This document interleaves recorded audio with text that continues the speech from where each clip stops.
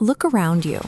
The weight of the chair you're sitting in, the texture of the desk, the light hitting your screen, it all feels solid, absolute. But a growing faction of physicists and computer scientists argue that the world you are experiencing right now is actually a highly advanced multiplayer simulation. Rizwan Virk approaches the nature of our universe as an MIT computer scientist, video game developer, and tech investor. He analyzes our reality using the same rigorous logic a software engineer applies to complex code, searching for the underlying architecture. This graphic shows Virk's central, unsettling conclusion. When you calculate the technological trajectory of our species, the estimated probability that we currently exist in true base reality is at most 20%. The math suggests we are already inside a rendered world.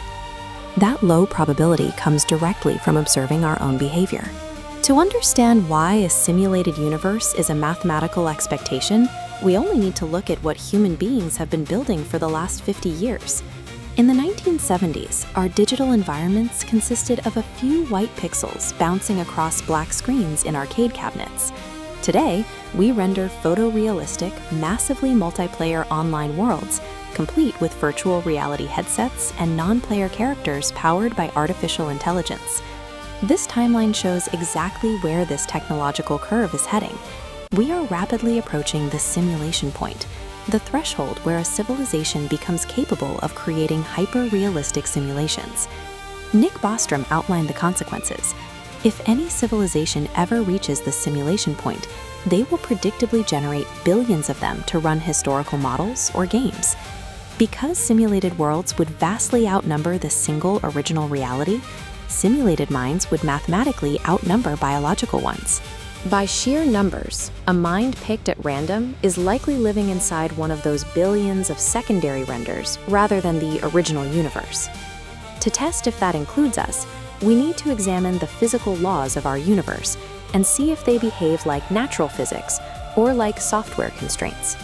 This diagram outlines a diagnostic test on nature itself.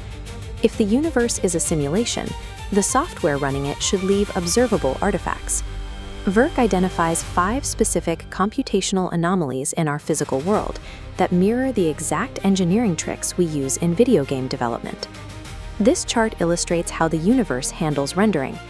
Quantum particles exist as a probability wave, without fixed location until observed. In computer science, games save memory identically. The engine renders only the polygon you're looking at, an optimization known as lazy loading. Why does the cosmos have an absolute speed limit? It's the host hardware's universal frame rate. And quantum entanglement, where particles communicate instantly across galaxies, they aren't traveling through space. They share a single variable in the underlying source code, updating simultaneously. Behaviors that baffled quantum physicists for a century suddenly behave with strict logic when analyzed as the optimization constraints of a rendering engine. Nature's geometric complexity, like coastlines and trees, is generated by recursive mathematical algorithms identical to procedural generation in video games.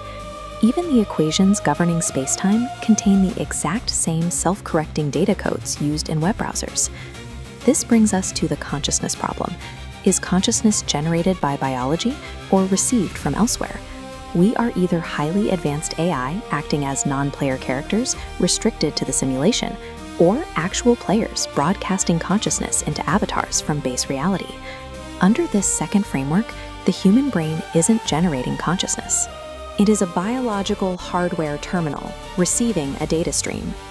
Ancient mystics described this simulation millennia before the microchip. Hindu Maya and the Buddhist dream describe a generated illusion masking deeper truths. Plato's cave features people trapped watching shadows. These ancient texts map directly onto our modern vocabulary of VR overlays and base reality. This provides a mechanical explanation for psychological anomalies. Déjà vu behaves like a local code loop, and an out-of-body experience mimics a camera angle detaching from a player's avatar for a third-person view. Spiritual awakenings throughout history look less like magical events and more like instances of users temporarily perceiving the boundaries of the digital construct they inhabit. This matrix presents the final diagnostic comparison. Which model fits the observed data?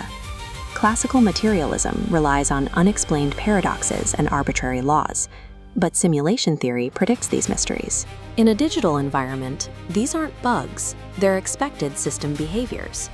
Virk's investigative framework provides the bridge between quantum mechanics, modern computation logic, and ancient wisdom. It integrates these disparate fields into a single, cohesive architecture of reality.